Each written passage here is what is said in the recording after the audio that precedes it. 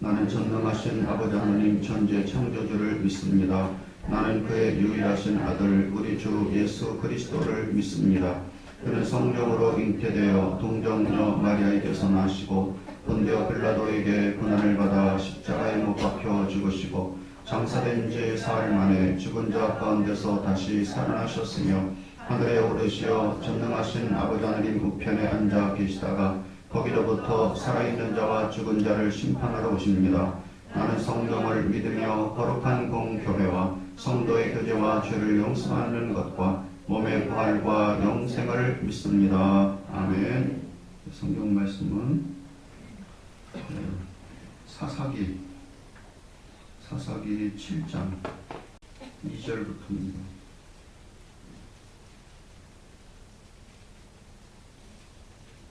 사사기 7장 2절부터 8절까지. 사사기 7장 2절부터 8절. 구약성경 372페이지 정도 됩니다. 여호와께서 기드온에게 이르시되 너를 따르는 백성이 너무 많은즉 내가 그들의 손에 미디안 사람을 넘겨주지 아니하리니 이는 이스라엘이 나를 거슬러 스스로 자랑하기를 내 손이 나를 구원하였다 할까 함이니라.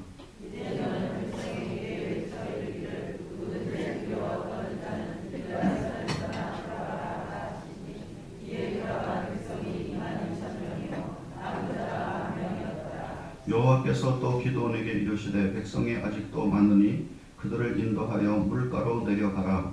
거기서 내가 너를 위하여 그들을 시험하리라. 내가 누구를 가리켜 내게 이르기를 이 사람이 너와 함께 가리라 하면 그는 너와 함께 갈 것이요 내가 누구를 가리켜 내게 이르기를 이 사람은 너와 함께 가지 말 것이니라 하면 그는 가지 말 것이니라 하신지라. 이에 백성을 인도하여 물가에 내려가매 여호와께서 기드온에게 이르시되 누구든지 그가 하는 것 같이 너로 물을 마시는 자들을 거둔다고 세우고 또 누구든지 물을 끓고 마시는 자들도 그와 같이 하라 하시더니 손으로 움켜 입에 대고 핥는 자의 수는 300명이요 그 외의 백성은 다 무릎을 꿇고 물을 마신지라. 여호와께서 기드온에게 이르시되 내가 이 물을 핥아 먹는 300명으로 그를 구원하여 미디안을 내 손에 넘겨주리니 아무에서 각각 자기의 처소로 들어갈 것이라 하시니. 다같이 이에 백성이 양식과 나팔을 손에 든지라. 기드온은 이스라엘 모든 백성을 각각 그의 장막으로 돌려보내고 그 300명은 머물게 하니라. 미디안 지령은 그 아래 골짜기 가운데 있었더라. 아멘.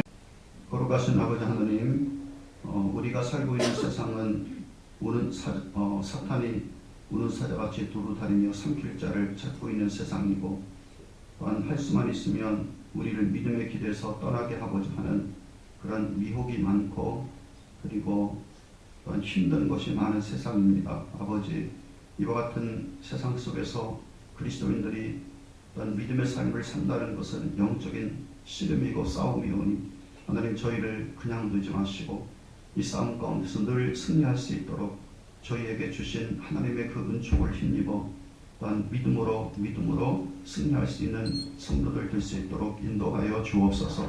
세상이 험하고 힘든 이때에 주님 우리가 주님 앞에 드리는 기도를 뒤로 물러가지 않게 하시고 무엇보다 먼저 하나님 앞에 기도하면서 하나님을 앞세울 수 있는 그리고 주님의 말씀을 입술로 고백하면서 하나님의 말씀을 늘 앞세우고 또한 말씀의 빛을 따라갈 수 있는 우리 모든 성도들 될 수 있도록 인도하여 주옵소서.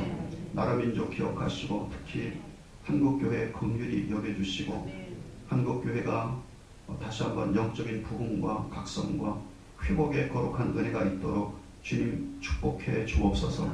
거룩하신 아버지, 평창올림픽이 얼마 남지 않았습니다. 하나님께서 이 땅을 지켜주시고 아버지 이 땅 가운데 하나님의 거룩한 평화가 있도록 주님 은총을 베푸시며 또한 이 한국 또한 땅 이 백성들을 통하여 온 열방 가운데 하나님의 위대하심 그리고 우리 주 예수 그리스도의 거룩한 십자가 구속과 그 은총의 은혜가 얼마나 큰지 그것을 온 땅 가운데 드러내며 그리고 전할 수 있는 그런 저희 대한민국 될 수 있도록 주님 축복해 주옵소서. 오늘 또한 아버지 하나님의 거룩한 말씀을 들으며 말씀 붙들고 기도하기 위하여 나왔나이다. 저희 기도 제목 주께서 받아주시며 이 모든 기도 제목 주님께서 주님의 거룩한 때에 주님의 넉넉한 손길로 응답을 받을 수 있는 그런 귀한 기도 제목들 될 수 있도록 인도하여 주시옵소서. 우리 주님 예수 그리스도 이름으로 기도하옵나이다. 아멘. 할렐루야. 아멘. 옆에 있는 분들과 또 오늘도 인사 나눕니다. 주님의 평안이 오늘도 함께하길 바랍니다.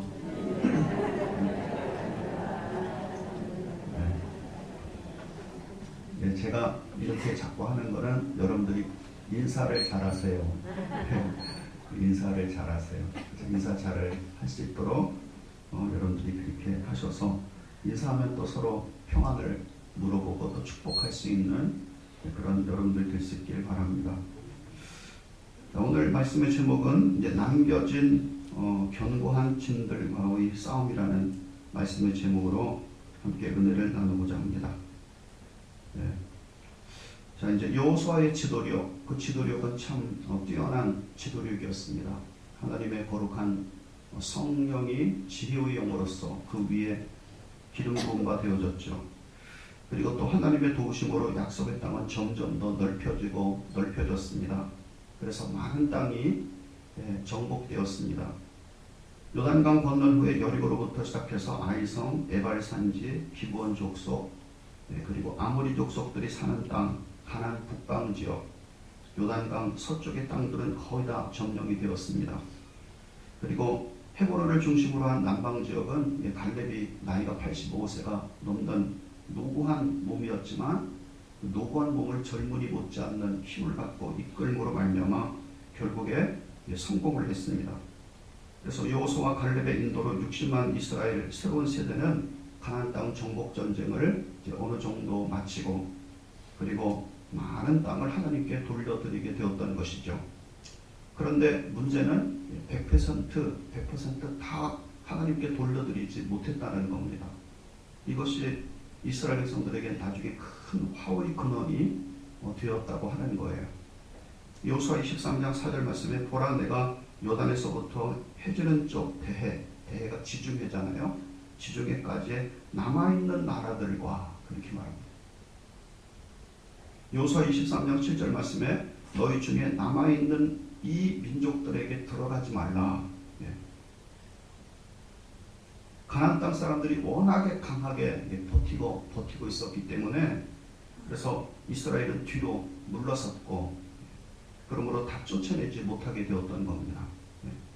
그래서 그들이 결심을 하고 이스라엘 백성들의 땅에 그리고 또 함께 거했다라고 그렇게 말하고 있는 것입니다. 그런데 이스라엘이 강하고 그리고 율법을 잘 따라서 살게 되었을 때는 남겨진 족속들을 굴복시켰어요. 그리고 그들을 다스릴 수 있었고 그리고 그들을 통치할 수 있었는데 이스라엘 백성들이 약해지게 될 때는 문제가 심각해지게 되어지는 겁니다. 이스라엘이 가나안 땅 정복 전쟁에서 승리해서 강성했을 때는 하나님께서 염려하셨던 것들이 별로 문제가 되질 않았어요. 그들은 이렇게 생각했습니다. 하나님이 염려하셨다는 것이 잘못된 것 같다. 이렇게 가나안 땅 사람들을 우리가 남겨두어도 우리가 그들의 영향을 전혀 받지 않는데 뭘 그렇게 걱정을 하셨을까? 도리어 우리가 그들을 노예처럼 부릴 수 있으니 참 잘됐지 않았는가? 그렇게 생각했다는 거죠. 그런데 사랑하는 여러분, 언제까지 이스라엘의 신앙이 좋겠습니까? 언제까지 내가 초창기에 가졌던 그 뜨거웠던 불같은 신앙을 10년 지나고 20년 지나도 똑같이 가질 수 있고 더 불타오를 수가 있겠습니까? 언제까지 이스라엘이 홍해를 가르신 하나님, 광야에서도 불과 구름을 갖고 인도하셨던 그 하나님을 온전히 믿겠습니까? 시간이 점점 지나서 100년 지나고 200년 지나고 여호수아 갈렙은 죽고 정복전쟁할 때 살아있던 이스라엘 백성들은 다 죽었어요. 또 다음 세대가 되었을 때 이스라엘은 과거에 역사하셨던 하나님을 까마득하게 잊어버리고 말았다고 하는 겁니다. 수많은 기적과 능력을 베푸셨던 하나님의 역사는 신화, 옛날 이야기처럼 그렇게 생각이 되었어요. 그들은 이렇게 생각했습니다. 어떻게 깊고 그리고 넓은 홍해가 갈라질 수 있겠어. 예. 내가 아무리 눈 씻고 찾아본다 하더라도 그 무시무시한 홍해가 어떻게 갈라질 수 있겠는가. 이것은 아마 우리 민족이 위대하다는 것을 나타내기 위해서 민족 탄생에 필요한 이야기니까 그냥 하나님이 쓰신 것 같아. 이렇게 생각했다는 거예요. 그러더니 결국에는 율법과 능력과 은혜를 가볍게 여기기 시작했습니다. 그러더니 결국에는 남겨둔 가나안 족속들의 종교, 그들의 신과 그들의 문화와 생활 방식을 받아들이기 시작하는 겁니다. 하나님께서 염려하시고 그렇게 조심하라고 하시고 경계하셨던 것이 현실로 나타나게 되었어요. 이것이 바로 사사기입니다. 이것 때문에 새로운 가나안 땅 속에서의 영적인 전쟁이 이제 아주 심각하게 벌어지고 있는 것이었습니다. 여호수아 24장 31절 말씀에 이스라엘이 여호수아가 사는 날 동안과 여호수아 뒤에 생존한 장로들 곧 여호와께서 이스라엘을 위하여 행하신 모든 일을 아는 자들이 사는 동안 여호와를 섬겼더라. 그렇게 말합니다. 아주 참 중요한 말씀이죠. 사사기 2장 10절 말씀에 그 세대 사람도 다 그 조상들에게로 돌아갔고 그 후에 일어난 다른 세대는 여호와를 알지 못하며 여호와께서 이스라엘을 위하여 행하신 일도 알지 못하였더라. 그리고 곧이어서 이렇게 말합니다. 이스라엘 자손이 여호와의 목전에 악을 행하여 바알들을 섬기며 애국 땅에서 그들을 인도하여 내신 그들의 조상들의 하나님 여호와를 버리고 다른 신들 곧 그들의 주위에 있는 백성들 남겨둔 가나안 족속들의 신들을 따라 그들에게 절하며 여호와를 진노케 하였으되 곧 그들이 여호와를 버렸다라고 그렇게 말하고 있는 겁니다. 내가 지금 신앙이 좋고 아이들이 나의 신앙을 따라서 지금 잘 예배를 드린다고 언제까지 그들이 신앙이 좋겠습니까? 아마 10년, 20년 되지도 못해서 그들의 저 심령 속에 신앙은 불꽃도 찾아보기 힘들 정도의 형식적인 그리스도인으로 끝나다가 나중에는 하나님을 대적하는 사람들이 나올 수도 있는 거라는 거죠. 그것이 우리 한국 사회의 현실입니다. 여러분, 우리 한국 사회와 기독교도 그렇지 않습니까? 1800년도 말과 1900년도 초기에 선교사들이 우리 한국 땅에 들어오고 민족 해방 자유운동을 하고 새로운 학문과 함께 학교를 세우고 병원을 세우고 민족 자결주의를 외쳤지 않습니까? 그러자 뭐 전국 방방 곳곳에서 독립운동이 일어나게 되었어요. 울산 장려운동도 하고 임시정부를 세워서 독립자금을 대는 사람들이 대부분 다 기독교인들이었습니다. 독립군을 창설하고 새마을운동을 하고 고아원과 유아원을 세워서 많은 사회사업을 하게 되었어요. 여러분, 지금도 우리 한국의 사회사업하는 사회사업가들의 75%가 기독교인들이에요. 불교는 5%도 되지 않습니다. 그리고 천주교가 15%입니다. 기독교인들이 없으면 한국 사회가 무너져요. 사랑하는 여러분들. 여기 1970년도, 80년대에는 강력한 성령의 능력이 역사했습니다. 이때 산업화가 일어나고 경제 부흥의 역사가 나타나고 교회가 성령의 불을 받아서 젊은 청년들이 교회로 몰려들었어요. 이 모든 것들이 기독교의 주도하에 이루어졌던 것입니다. 그런데 1990년대가 되어지자 까마득하게 잊어버리고 만 겁니다. 그 고마움을 잊어버린 채 학교 교과서와 역사책과 모든 사료에서 기독교가 행했던 것들은 전부 다 지워버렸습니다.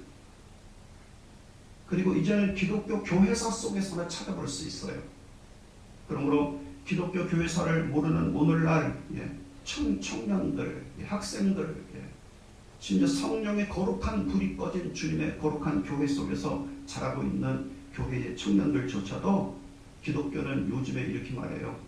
이 땅에서 없애야 할 가장 먼저 첫 번째 종교다라고 그렇게 생각하고 그렇게 말하고 있는 것입니다.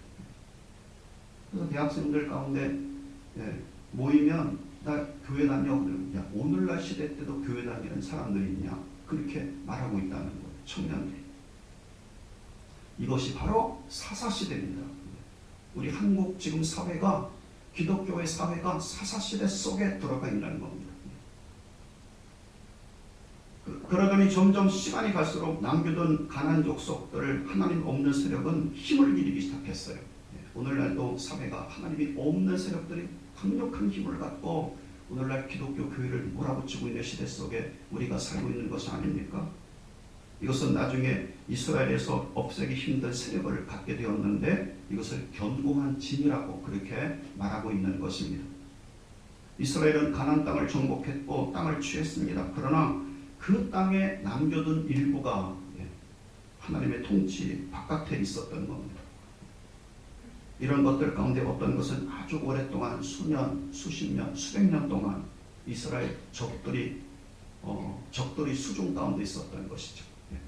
예를 들면 여부수 족속이 살고 있었던 곳이 예루살렘이 아닙니까? 그런데 그 예루살렘 거민들을 다 죽이든지 바깥으로 쫓아내라 그렇게 말씀하셨어요. 그런데 그러지 못했습니다. 여호수아가 점령을 하긴 했지만은 그러지 못했어요. 그리고 같이 거주를 했습니다. 그러다가 나중에는 그들이 도리어 강해지자 이스라엘을 다 쫓아내고 자기들이 그 예루살렘을 점령하고 예루살렘 성을 지키면서 예루살렘에 살고 있었던 것입니다. 이것이 무려 200년 동안 계속되었어요. 나중에 다윗이 점령을 해서 다윗성이라고 이름을 부르고 하나님의 성소를 세우고 하나님의 거룩한 언약궤를 그곳에 안치해서 이스라엘이 민족적인 구심점으로 삼기 전까지 그 땅은 이방인의 땅이 되었던 것입니다. 이 기간이 200년 기간이거든요.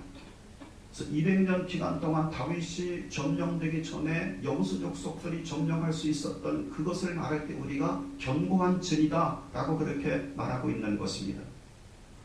오늘 말씀은 이와 같이 하나님의 약속의 땅을 점령했지만 하나님께 다 드리지 못해서 남겨두어서 견고한 진이 된 것 때문에 하나님의 백성들이 곤욕을 겪고 어려움을 겪고 사탄의 휘방거리를 주게 되어지는 것이죠. 반복적으로 이 어려움이 이제 찾아오면 한국 사람들이 하나님께 돌아오는 역사가 나타나요. 일본도 지난번에 쓰나미 때문에 한번 큰 폭풍의 역사가 있었잖아요. 그러자 많은 젊은 청년들이 교회로 들어오기 시작했습니다. 잠깐 동안의 부흥이죠. 2차 세계대전 때 태평양 전쟁으로 일본이 완전하게 멸망당하게 되었을 때 그때 일본에 한번 큰 부흥의 역사가 나타나요. 우리를 이긴, 우리 대일본 제국을 이긴 나라, 저 나라가 도대체 무슨 종교를 믿느냐 보니까 기독교를 믿고 있구나. 그래서 기독교로 사람들이 들어와서 주님의 교회가 차고 넘치는 그런 강력한 역사가 있었던 것입니다. 바로 그것이 사사기예요. 사사기. 기드온이라고 하는 사사와 판관이 살고 있었을 때는 가나안 땅에 정착한 지 약 230년이 지났습니다. 남겨둔 이방인들은 강성해졌고 이스라엘을 도리어 압제하기 시작했어요. 블레셋 족속들, 미디안 족속들, 다른 족속들이 그 땅에 살면서 계속해서 하나님의 백성인 이스라엘을 힘들게 하고 있었던 것입니다. 이때 갑자기 하나님은 기드온을 통해서 기드온에게 성령을 부으셨습니다. 그래서 기드온과 이스라엘이 함께 모여서 미디안 족속들과 전쟁을 하고자 한 것입니다. 그런데 하나님은 숫자가 너무 많다고 그러셨어요. 여러분, 숫자가 많은 것이 하나님의 큰 일을 할 수 있다고 생각하십니까? 우리는 보통 그렇게 생각합니다. 하나님의 큰 일은 그다음에 큰 공동체가 할 수 있는 거야. 우리는 공동체가 조그만하니까 조그만한 일밖에 못해. 그렇습니까? 숫자가 많은 것이 영적인 전쟁에서 꼭 승리할 수 있습니까? 그런데 오늘날 한국교회 모습을 보면 숫자가 많은 곳이 영적인 전쟁에서 승리를 못하더라고요. 숫자가 많은 것이 하나님을 기쁘시게 할 수 있습니까? 근데 여호수아 갈렙을 보니까 60만은 하나님을 기쁘시게 못했고 2사람만 하나님을 기쁘시게 했습니다. 하나님은 그렇지 않다라고 그렇게 말하고 있는 것입니다. 도리어 이기게 된다면 그들은 이렇게 말할 거예요. 우리 군대의 힘을 갖고 이기게 된 것이다. 그렇게 자랑하게 될 겁니다. 그래서 하나님은 300명만 남겨두고 모두 돌려보내라고 그렇게 말씀하셨다는 겁니다. 자, 2절 말씀에 이렇게 말씀하시죠.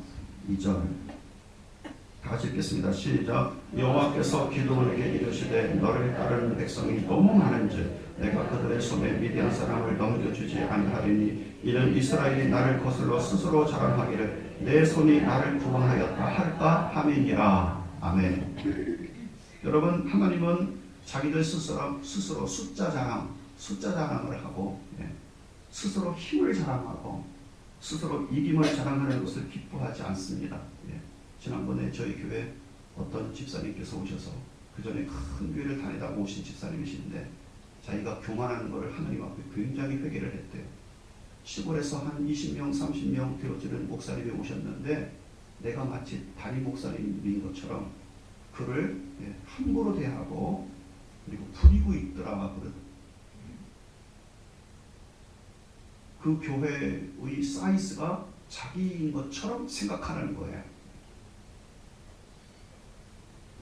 하나님께서 지금 말씀하셨습니다. 스스로의 숫자 자랑, 스스로의 힘을 자랑하고 스스로의 이김을 자랑하는 것을 하나님은 기뻐하지 않는다는 것입니다. 오직 하나님께서 도우시고 당신께서 모든 것을 다 하셨습니다 라고 그렇게 영광을 돌리는 것을 하나님께서 기뻐하신다고 말씀하고 계시는 것이죠. 왜냐하면 이것이 이스라엘을 구원하시고 사람을 창조하신 가장 제일 첫 번째 원인이 되기 때문인 겁니다. 우리가 웨스트민스터 신앙고백 가운데 소유리 문답이 있는데 소유리 문답의 제일 첫 번째가 사람의 제일 되는 목적이 무엇인고, 사람의 제일 되는 목적은 하나님을 영원롭게 하고 영원토록 그분을 즐거워하는 것입니다. 그렇게 대답을 하는 거죠. 그러면 예스, 그 대답이 옳은 대답이에요. 하나님께서 사람을 지으신 것, 하나님이 교회를 세우신 것, 하나님이 나를 구원하신 첫 번째 목적이 무엇이냐? 하나님의 거룩한 이름을 영화롭게 하기 위하여, 그리고 그분을 즐거움으로 그분과 함께하는 삶을 살게 하기 위해서 하나님이 우리를 지으시고 우리를 구원하셨다고 말씀하고 계시는 것입니다. 아멘. 그래서 우리가 자녀 키우는 것도 하나님의 영광을 위하여 그래야 돼요. 자녀 통해 내가 무슨 혜택을 얻어, 그러면 안 돼요. 하나님의 영광을 위하여. 내가 결혼하는 것도 하나님의 영광을 위하여. 내가 직장을 얻고 직장으로부터 내가 하는 월급을 받는다 하더라도 하나님의 영광을 위하여. 그 목적을 잃어버리면 우리의 삶의 목적을 잃어버리는 것과 같은 겁니다. 자, 그런데 하나님은 이스라엘이 그렇게 하지 않을 것이라고 보시는 것입니다. 틀림없이 숫자 자랑할 것이고 힘 자랑할 것이고, 그러므로 우리가 이겼다라고 그렇게 할 것으로 보셨어요. 그래서 출전하는 인원수를 줄이라고 말씀을 하셨습니다. 그래서 이제 3절 말씀해 보십시오.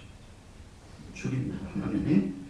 다 같이 읽겠습니다. 시작. 이제 너는 백성이 그에 맺혀 이르기를 누구든지 두려워 떠는 자는 길라산을 떠나 돌아가라 하라 하시니 이에 돌아간 백성이 22,000명이요 남은 자가 10,000명이었더라. 먼저는 여기에 혹시 두려워 떠는 사람이 있습니까? 그 사람들 다 집으로 돌아가십시오. 그러니까 그냥 얼싸좋다고 돌아간 사람들이 22,000명이에요. 그리고 10,000명이 남았습니다. 아마 32,000명 정도 가운데 22,000명이 돌아갔죠. 저희 이제 저희 교회에 이제 교육전도사 사역을 하셨던 김민수 전도사님이 목사 안수를 받고 우선 어떤 교회를 지원을 했어요. 근데 그 교회가 마침 저의 담임 친구, 담임 목사님이 친구가 담임 목사님으로 있는 그 교회였어요. 갑자기 친구한테 전화가 왔습니다. 박 목사, 이번에 이런 목사가 곧 목사 안수를 받고 지원을 했는데 이력서를 보니까 자네 담임하고 있는 교회에 있던데 맞는가? 전화가 온 거예요. 그 목사님은 지금 그 교회에서 부목사로서 교육목사로 지금 일을 참 잘하고 있습니다. 합격해서요. 근데 그 동기 목사님이 이제 교회에서 제자 훈련하기 전에 이제 교인들 테스트를 해봤습니다. 정말로 이 교회에 그리스도를 위한 제자, 나를 통해 그리스도가 될 수 있는 제자가 몇 명이나 될까? 교회가 역사가 70년이 넘기 때문에 한 500명 이상 되어지는 든든한 그런 교회예요. 질문은 단 한 가지였습니다. 교회와 담임 목사를 위해서 모든 것을 버릴 수 있는가? 예수님 말씀하시죠. 나와 복음을 위하여 자기를 버리고 자기 십자가를 질 수 있는 사람이 그리스도의 제자가 되어진다. 그렇게 말했지 않습니까? 그래서 제자 훈련하기 전에 교인들 테스트를 해봐야 되겠다. 그래서 테스트를 했어요. 예스, 노 둘 중에 하나를 선택하십시오. 그래서 500명의 교인들 가운데 예스가 많을 걸 기대했는데요. 깜짝 놀랐습니다. 이 목사님 11명이 그리스도를 위해서 담임 목사가 제자 훈련을 해서 제자로서의 삶을 살게 하고자 그렇게 한다면 당신을 위해서 내가 모든 것을 버릴 수 있습니다 라고 하는 사람이 11명인데 그 중에 사모가 한 끼어 있대요. 사모. 자기가 너무너무 실망을 했고 너무너무 실망해서 그래서 그 11명을 코어 멤버로 삼아서 교회 조직을 다시 시작을 했고 11명부터 제자 훈련을 시작을 했다라고 그렇게 저희가 몇 사람 모였는데 그렇게 얘기를 하는 거예요.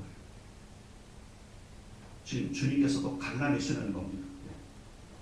지금 두려워 떠는 자, 내가 여기에 참여해서 이 고생을 하는 거 그런 사람들은 다 떨쳐내라 그렇게 말씀하시는 겁니다. 여러분 영적 전쟁이든지 어떤 싸움이든지 그리스도인들은 하나님과 이스라엘을 위해서 목숨을 버릴 수 있는 그런 결심, 그런 결심을 갖고 있는 것을 주께서 원하시는 것이고 그런 결심을 가질 때 전쟁에서 승리할 수 있다고 말씀하고 계시라는 것입니다. 어떤 싸움이든지 강하고 담대해야 이길 수 있는 거예요. 전쟁터에 나가고 있는 우리 군인들이 집에 가고 싶은데 내가 왜 여기 와가지고 이 고생을 해? 그런 군인들은 틀림없이 총에 맞아 죽는 겁니다. 두려워해서는 이미 정신적으로 패배한 것이기 때문에 이길 수가 없는 겁니다. 그래서 하나님은 강하고 담대한 자들만 남게 만드시는 것이죠. 그런데 강하고 담대한 자들 중에서도 지혜 없는 자들이 있었던 것입니다. 하나님은 이들도 구별해내기를 원하셨어요. 자, 그래서 4절 8절에 보니까 이 사람들도 구별해냅니다. 자, 우리가 함께 한번 읽어보죠. 길지만 다 같이 시작. 여호와께서 또 기드온에게 이르시되 백성이 아직도 많으니 그들을 인도하여 물가로 내려가라. 거기서 내가 너를 위하여 그들을 시험하리라. 내가 누구를 가리켜 내게 이르기를 이 사람이 너와 함께 가리라 하면 그는 너와 함께 갈 것이요 내가 누구를 가리켜 내게 이르기를 이 사람은 너와 함께 가지 말 것이니라 하면 그는 가지 말 것이니라 하시니라. 이에 백성을 인도하여 물가에 내려가매 여호와께서 기드온에게 이르시되 누구든지 개가 핥는 것 같이 서로 물을 핥는 자는 너를 따라 세우고 또 누구든지 무릎을 꿇고 마시는 자들도 그와 같이 하라 하시더니 손으로 움켜 입에 대고 핥는 자의 수는 300명이요 그 외의 백성은 다 무릎을 꿇고 물을 마신지라. 여호와께서 기드온에게 이르시되 내가 이 물을 핥아먹는 300명으로 너희를 구원하며 미디안을 내 손에 넘겨주리니 남은 백성은 각각 자기 처소로 돌아갈 것이니라 하시니. 거기까지만. 훈련을 시키고 한참 목이 마를 때 물가로 데려가서 물을 마시겠습니다. 이때 사람은 두 종류의 사람으로 나뉘어지게 되었어요.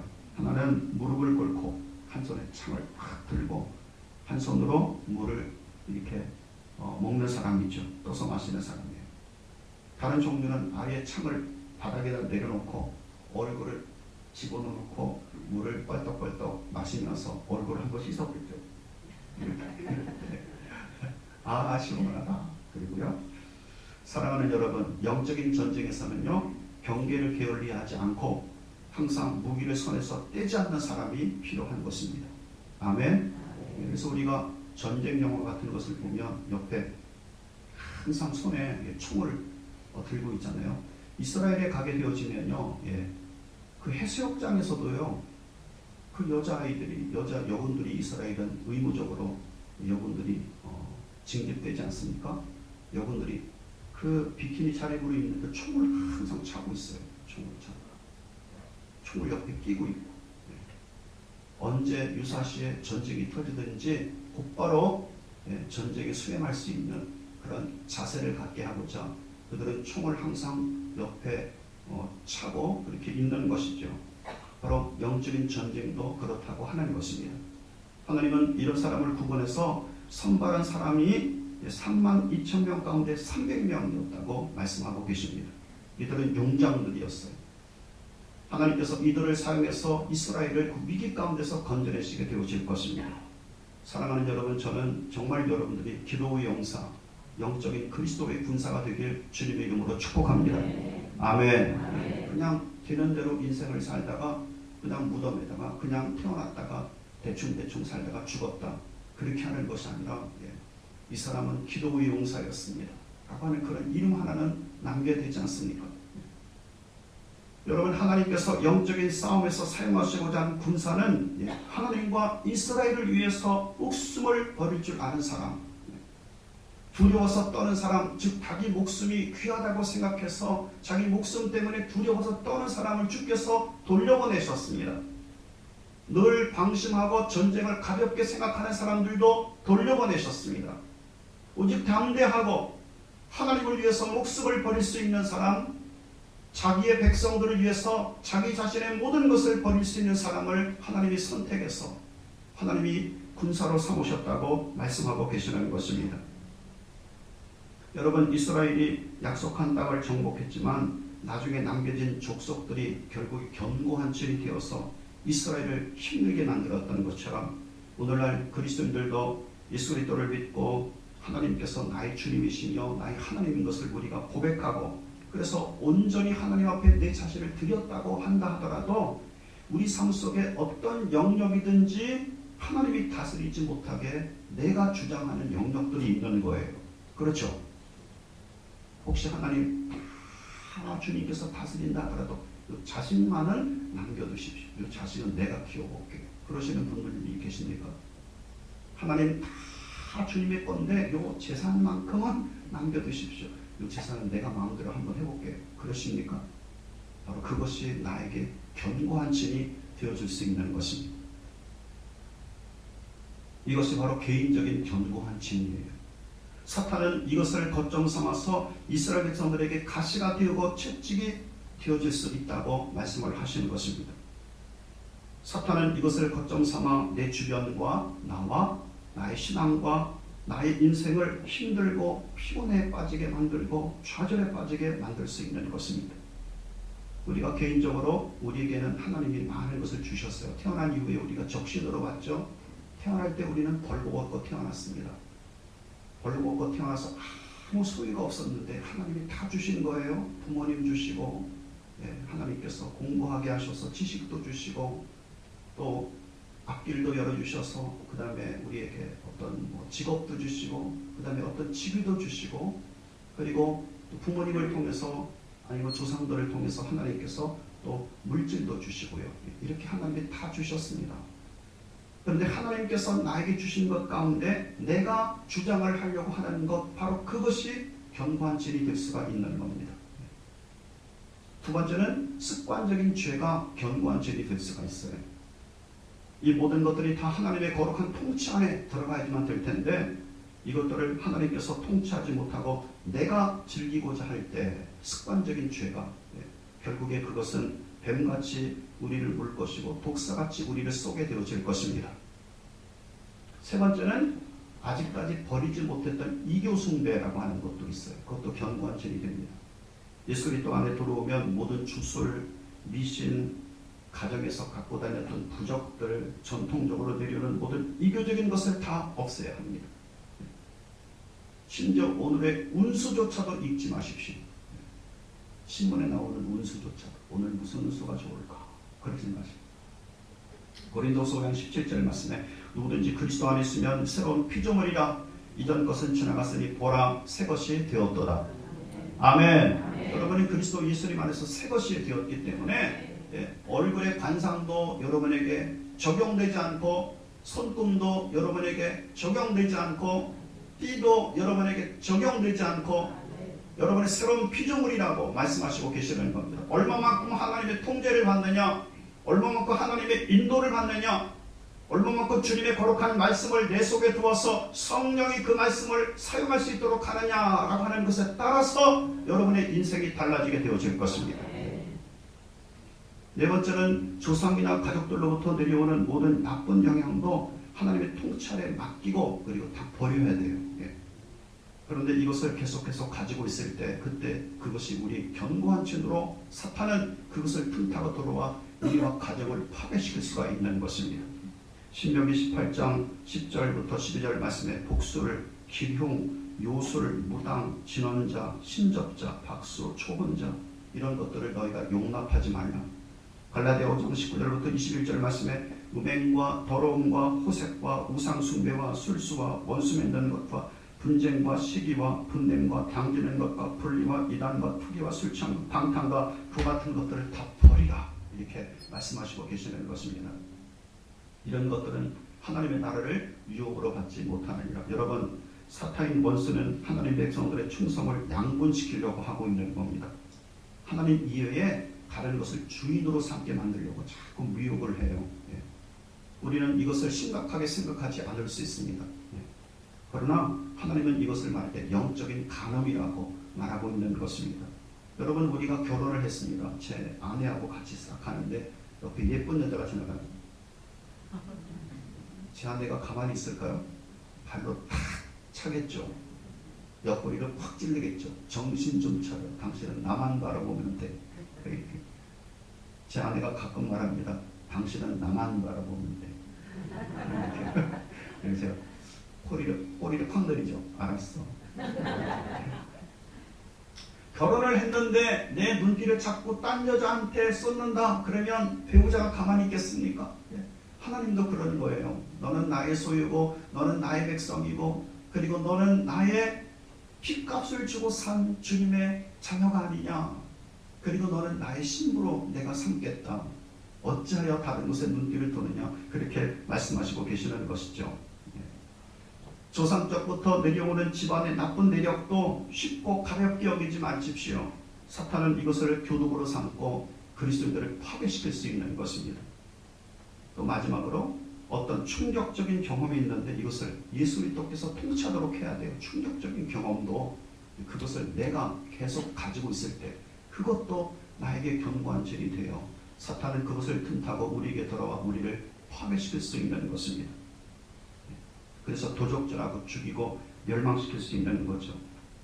나중에 그리스도의 길에서까지 떠나게 만들 수도 있는 것입니다. 한 번은 어느 날 어떤 부부가 찾아왔습니다. 이 부부는 그리스도인이고 교회에서 성가대를 섬기고 있고 서로 남편과 아내가 직장생활하며 자녀를 잘 기르고 있는 것처럼 보였어요. 인류대학을 나왔더라고요. 그런데 어느 영역에 다다르면 항상 부부싸움하고 가정이 항상 어렵고 힘들어요. 남편이나 아내가 그 원인이 무엇인지 알지 못하고 있었던 것입니다. 부부가 같이 앉아있더니 남편 보고 당신 좀 나가요 그래요. 남편이 나가서 저 뒤에 이제 앉아 있었습니다. 이것은 목사님 지금까지 비밀로 있었던 건데 남편은 모릅니다. 여동생이 이제 일찍 죽었는데 아주 심각하게 여동생이 일찍 죽었습니다. 이 모든 것을 주님의 거룩한 교회 나온 이후에 그리스도께 다 맡기고 그것으로부터 자유함을 입어야지만 될 텐데 자유함을 입지 못했던 거예요. 감정적으로 안정되지 못하고 가정은 늘 어떤 문제까지 도달하면 항상 불화 가운데 있어 남편은 나중에 이렇게 말했습니다. 도저히 못 살겠습니다. 이혼을 해야지만 되겠습니다. 그때 하나님께서 말씀하셨습니다. 주님의 성령이 그 집에서 이사하라고 말씀을 하십니다. 당신은 창문을 통해 항상 바깥을 내다보고 있군요. 그리고 이미 예수님의 흘리신 거룩한 피가 당신의 양심과 어둠과 의식과 무의식까지 다 씻으셨습니다. 그 주님의 거룩한 피를 고백하라고 말씀하시고 있습니다. 그리고 그때 당시로 돌아가 그래서 그 여인에게 충격을 강하게 받았을 때 그 동생에 대한 미움이 그 속에서 싹 텄는데 그 미움을 예수님의 피로 씻고 그리고 용서하라고 하는 그런 기도를 드리게 하셨어요. 눈물을 퐁퐁퐁 쏟으며 그때 그 현실 속에서 들어가 그때 나를 힘들게 했던 그 동생의 모든 것을 다 예수께서 씻어내시기 시작하셨다는 것입니다. 사실 가만히 나중에 이야기를 들어보니까 바로 그 집이 천만 바깥에 보이고 있는 멀리 떨어져 있는 집이 바로 그 동생이 살고 있었던 집이더라고요. 하나님의 성령은 그것을 아시고 그 집으로부터 이사하라고 그렇게 말씀을 하시는 것입니다. 사랑하는 여러분, 예수님의 흘리신 거룩한 피는 우리를 씻는 거룩한 능력과 은총과 축복이 있다고 말씀하고 계시는 것입니다. 아멘.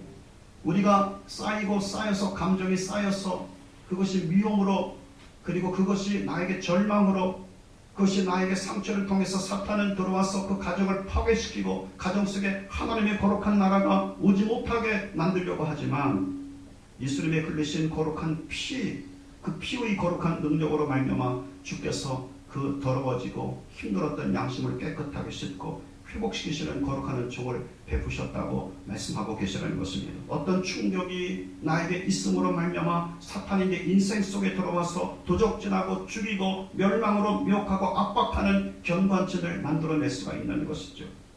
바로 영적인 전쟁인 것입니다. 우리가 예수님을 믿고 난 다음에 주님의 거룩한 성령이 우리 속에 들어와 계신다 하더라도 우리는 우리의 삶 속에서 영적인 싸움을 해나갈 수밖에 없는 것이 바로 우리 자신의 모든 것이 다 그리스도화 되지 않았기 때문에, 남겨둔 것이 있기 때문에 남겨둔 것을 틈타고 사탄이 들어와 우리를 힘들게 만들 수가 있는 거예요. 영적인 전쟁인 것입니다. 사랑하는 여러분, 저는 예수 그리스도를 믿을지인데 온전히 주께서 다 주장하실 수 있는 그런 그리스도의 삶이 될 수 있길 주님의 이름으로 축복합니다. 그분이 주장하시면 그분의 거룩한 평화가 임하게 될 거예요. 그러나 그분이 주장하시지 않고 내가 주장하는 부분이 있다면 그 부분은 나를 통해서, 나는 능력자가 아니잖아요. 내 속에 하나님의 강력한 성령의 권능의 역사가 없지 않습니까? 능력의 힘이 큰 것은 나에게 있는 것이 아니라 내 바깥에 그리스도께 있는 것입니다. 그리스도께서 나를 주장하실 수 있는 믿음의 삶, 그런 삶이 우리에게 있어야 할 것을 말씀하고 계시는 것이죠. 아멘. 오늘 이 시간 우리가 주님 앞에 기도합니다. 시간이 어제보다 조금 더 갔습니다만 우리 같이 기도하죠. 적어도 6시까지는 기도할 수 있도록 두 손 들고 하나님, 우리의 견고한 짐들이 없게 하여 주옵소서. 혹시 있다 하더라도 그것을 그리스도의 흘리신 거룩한 피와 성령의 능력을 통하여 그 모든 것을 다 물리칠 수 있게 하여 주옵소서. 이렇게 하나님 앞에 간절히 기도합니다. 주여 일창 부르겠습니다. 주여! 사랑 받으신 거룩하신 아버지 하나님, 하나님의 거룩한 은혜와 사랑을 참으로 감사합니다. 주님께서 저희 가운데 있도록 주께서 은혜를 베풀어 주시고 하나님의 거룩한 성령의 능력과 주님의 거룩한 권능으로 은총의 은총을 주님께서 베푸시는 것을 참으로 감사합니다. 사랑 받으신 거룩하신 아버지, 우리가 오늘 예수 그리스도를 믿고 또한 물과 성령으로 거듭났다 하더라도 우리 자신의 전부를 주님 앞에 다 맡겨야지고 주님께서 다 주장하실 수 있도록 해야만 될 텐데, 거룩하신 아버지, 주님께서 주장하실 수 있도록 하지 못하는 부분들이 우리에게 있을 때가 있습니다. 거룩하신 아버지, 모든 것 주님 앞에 오늘 시간 고백하며 거룩하신 그것을 내가 주장하지 아니하고 주님의 거룩한 손길에 맡기기를 간절히 바랍니다.